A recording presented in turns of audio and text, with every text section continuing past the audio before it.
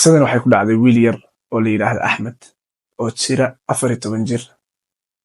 Waxayna dhacday sanadkan hadda aan ku jirno ee 2024 bishiisii koobaad. Axmed wuxuu ka soo jeedaa waddanka Suuriya, laakiin waxay u soo qaxeen waddanka Turkiga. Maalin maalmaha ka mid ah, Axmed asagoo kubad la ciyaaraya carruur Turki ah ayaa waxay isdagaaleen wiil la yidhaahdo Nahiir. Nahiir laftirkiisu waa ilmo yar, 14 jiray ahayn labaduba. Waa isdagaaleen. wiilkii Nahiir ahaa waa la yara tume. Waa cararay Nahiir, xaafadooda ayuu tegey, reerkooda ayuuna u soo sheegay. Waxaa soo raacay 4 abtiyaashiis ah. Garoonkii ay yimaadeen. Waxay jirdileen, way aad u dileen wiilkii yaraa ee Axmed ahaa. Yacni si aadan filanaynin, aan la malayn karin ay u dileen. Kadib gaari ayay ku riteen, wayna kaxaysteen, magaalada bannaankeeda la tageen.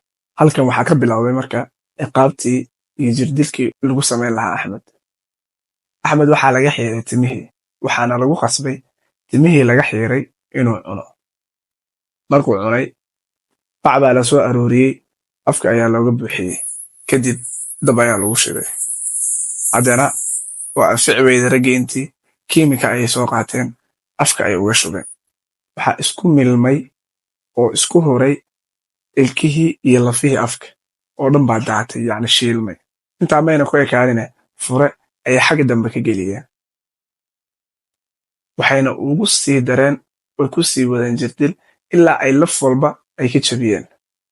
Kadib waa suuxay, iyagu laakiin waxay iska dhaadhiciyeen uu dhintay. Mara ayay ku duuduubeen, qashin bayna uga dul tageen. Habeenkii markii la gaaray, Axmed aabihiis waa waayey wiilkiisii. Garoonkii u yimid, carruur yaryar baa u sheegay in maanta wiilkiisi ay isdagaaleen wiil kale oo la afduubtay. Uu baxay, odaygii wuxuu u tegey booliska. Waxay u sheegeen in wiilkiisa la raadin doono. Raadis dheer kadib waa la waayey. Aabihii waa iska soo xarooday. Soo iska fadhiyo oo walwalsan ayaa la soo wacay. Waxaana loo sheegay inuu yimaado isbitaal.